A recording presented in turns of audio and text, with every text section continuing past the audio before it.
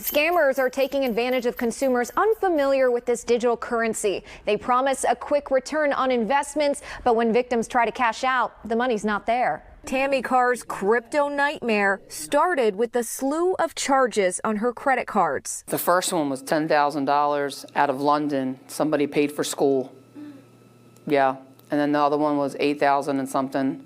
And then another one was $6,600. Her banking information had been compromised. She reported the fraudulent charges to her credit card companies. Then she received a call from a man named Brian, who claimed to be with Experian. He had the last 4 digits of my credit card numbers. He had my name, my address. He said he'd secure her accounts and needed the codes texted to her phone. He said everything right. So I had no reason to believe that he wasn't who he said he was. Once he gained access to her accounts, he set his sights on the one with the most money, a life insurance payout after her husband passed away from COVID. Being vulnerable and being a widow, it's just been a mess. Brian told her the money would grow a lot faster in cryptocurrency. That's why I heard about Bitcoin and all that, but I don't know anything about it. I thought he was helping me.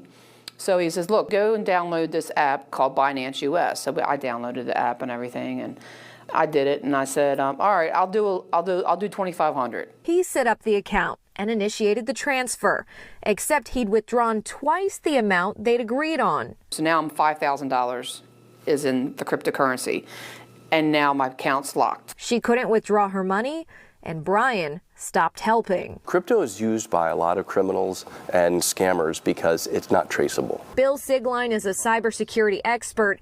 He said scammers can also use fake websites that trick you into thinking you're making money as a ploy to invest more. Investment advice coming from someone you don't know, ignore all that. Delete those texts, delete those emails. There's no crypto to invest in unless you want to go to Coinbase or directly to one of the places that trade crypto. Tammy's been working with her local police department, who contacted Binance on her behalf.